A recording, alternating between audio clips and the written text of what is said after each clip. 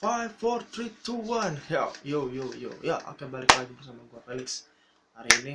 Dan berhubung sekarang kita masih di Inggris dan ada sebagian yang lagi di Jerman, mereka lagi beli oleh-oleh dan kita lagi siap-siap untuk swab antigen habis ini untuk berangkat ke Belanda, Portugal dan Prancis. Tapi sekarang gua akan ngasih sisipan dulu.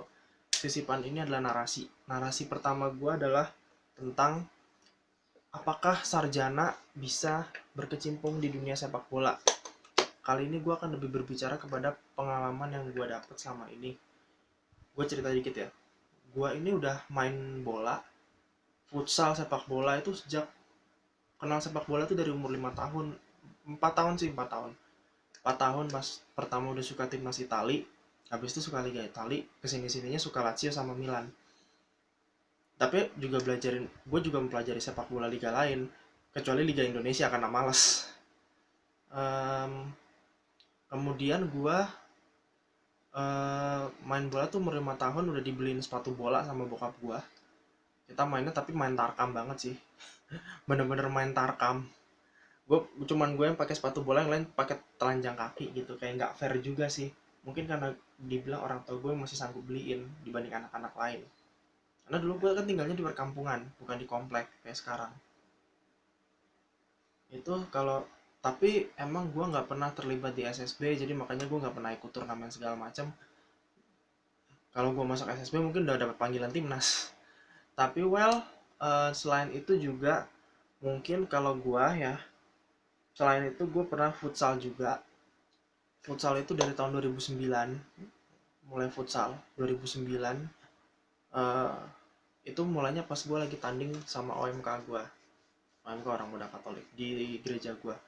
Gue tuh kalau futsal paling mentok cuman pertandingan internal, antara pertandingan sama OMK wilayah di gereja gue atau di Kopa Atma, tempat kampus gue dulu. Gue bikin tim itu 3 tahun lalu, sampai perempat final prestasinya sih. Baru pertama debut langsung perempat final tuh udah kayak pencapaian luar biasa lah. Pemainnya juga nggak kalah bagus, cuma memang ya, eh, pengalaman kalau masih digeluti sampai sekarang ya, dua-duanya sepak bola udah dihitung ya 22 tahun. 22 tahun sih gue udah main futsal, main bola, main sepak bola lapangan besar, main futsal itu udah ya 22 tahun. Kalau mini soccer gue belum pernah coba sih, mini soccer. Paling cuma futsal sama sepak bola yang lapangan besarnya.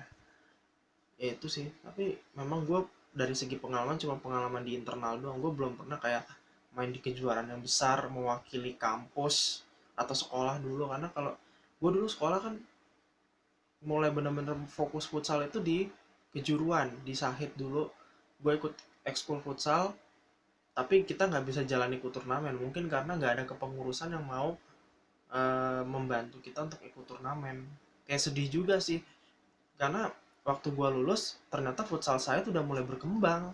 Agak sedih sebenarnya waktu gua lulus. Jadi kayak 3 tahun gua di sana jadi terbuang gara-gara nggak berprestasi, nggak ngasih prestasi buat sekolah. Coba gua balas di Atma, gua kalah saing, jujur gua akui kalah saing di futsal. Tapi di sepak bola mungkin gua nggak terlalu kalah ya, karena gua kan juga basicnya kan juga mainnya sepak bola. Futsal itu gue cuma belajar kecepatannya doang. Well anyway, itu udah cukup sedikit profil gue soal sepak bola. Nah, jadi kenapa gue sempat nyinggung Atma?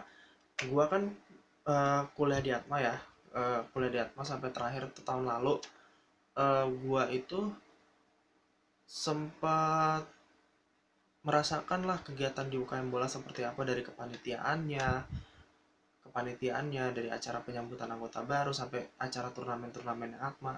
Itu gue udah rasain. Tapi um, mungkin yang bisa gue bagi di sini adalah se apa ya, impian kecil gue sih waktu untuk UKM bola dulu gue, yang belum pernah terwujud sampai sekarang.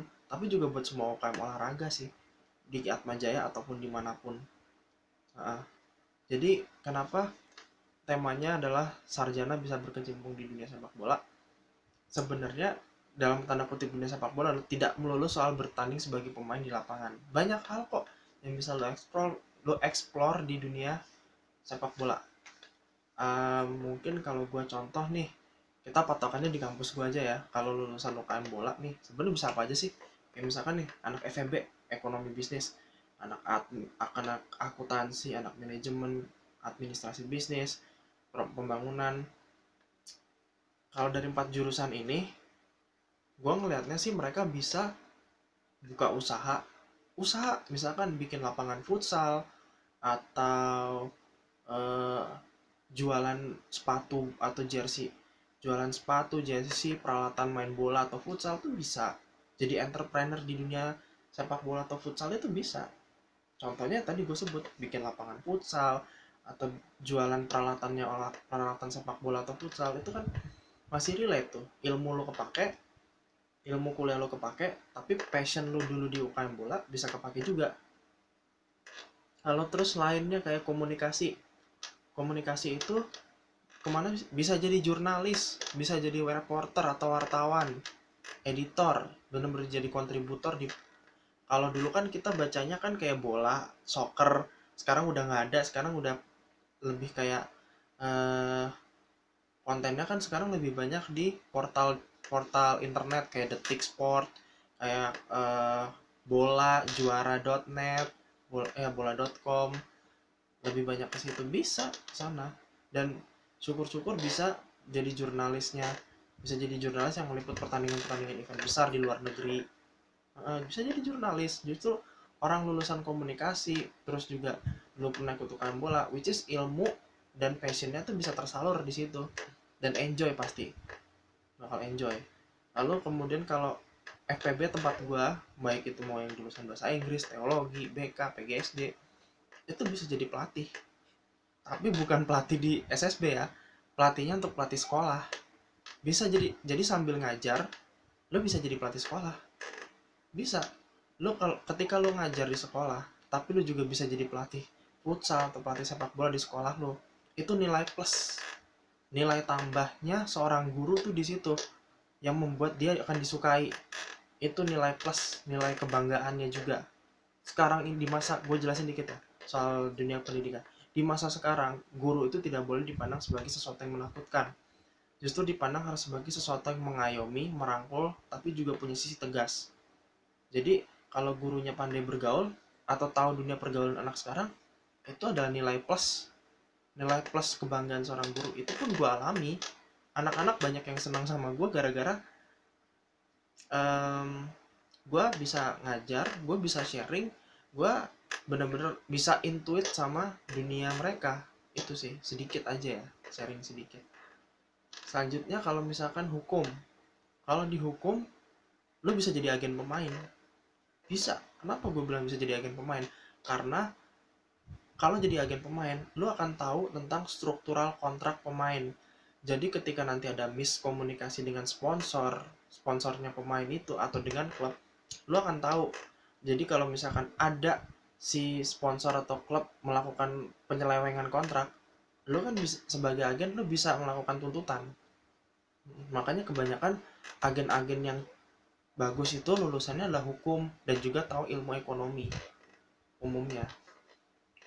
Terus kita lihat kalau yang lain mungkin teknik, teknik itu bisa kerja di perusahaan aparel, karena sekarang ini banyak anak-anak lulusan teknik yang mau teknik mesin, teknik industri, teknik elektro, itu dibutuhkan untuk menjadi orang-orang yang merancang produk-produk olahraga yang ramah lingkungan, yang menggunakan botol plastik bekas jadi dijadiin jersey atau jadi sepatu, itu bisa, atau jadi kaos kaki, bisa seperti itu. Sekarang banyak orang-orang lulusan teknik yang dibutuhkan di sana.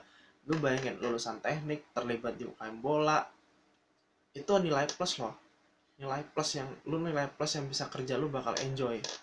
Yakin, saya yakinnya kalau lu menjalani itu dua itu. Saran gua kalau lu mau bener-bener itu. Dan bagus sih kalau misalkan dapat kayak di Nike, Adidas, Puma, 3 perusahaan besar itu. Wah, lu bener-bener akan menikmati deh karir lu di dunia perteknikan dan juga lulusan UKM bola. Kebanggaan lu di situ. Terus juga yang terakhir mungkin psikologi. Ini satu paket ya, mungkin psikologi, hospit, teknobiologi. Kenapa gue bilang ini jadi satu paket? Oh, sama kedokteran. Satu paket. Kenapa satu paket? Empat lulusan ini sangat dibutuhkan loh. Empat lulusan ini sangat dibutuhkan untuk di sebagai staff pemain, staff di sebuah tim sepak bola. Kenapa? Kenapa? Dokter. Jelas lo butuh tim dok. Jelas lo butuh dokter. Kenapa? Lo akan tahu bahwa pemain tidak selamanya dalam kondisi fit. Lo akan tes kesehatan. Lo adalah sebagai orang yang bertanggung jawab terhadap kesehatan pemain, terus juga penanggulangan cederanya. Itu tugas utama dari seorang dokter. Kemudian psikologi, lulusan psikologi itu para eh, eh, bisa menjadi ahli terapis mental pemain yang bisa menjadi kolaborator antara pelatih dengan pemain dan memotivasi pemain, bisa seperti itu. Kemudian hospit, lo kalau misalkan hospit khusus peminatannya F&B, lo bisa jadi chef, cook atau chefnya tim, tapi dibantu dengan lulusan teknobiologi. Lulusan teknobiologi sebagai nutrisionis, jadi tugasnya adalah mereka berkolaborasi untuk menciptakan menu dapur untuk anak-anak pemain, tapi sesuai dengan kadar nutrisi yang dibutuhkan setiap pemain. Karena nutrisi setiap pemain akan berbeda-beda. Nutrisi untuk back bisa lebih banyak daripada nutrisi untuk penyerang, karena kan mereka akan lebih banyak adu fisik dibanding penyerang. Nutrisi untuk winger juga beda lagi, karena mereka butuh kecepatan, pasti ada yang dikurang-kurangin supaya mereka tuh bisa lebih cepat menggunakan speednya. Jadi ya lulusan psikologi, lulusan kedokteran, lulusan teknobiologi, lulusan hospit itu dibutuhkan sebagai staff main, staff tim dalam staff tim sepak bola. Ya untuk itu gua mungkin itu pengalaman yang bisa gua kasih sih untuk nanti anak-anak yang terlibat untuk di UKM bola khususnya Atma Jaya. Semoga kalian bisa menemukan path kalian di mana kalian bisa menggunakan ilmu kalian, tapi juga bisa menggunakan bisa memanfaatkan passion yang kalian dapat pengalaman di UKM bola, bisa seperti itu. Oke, thank you.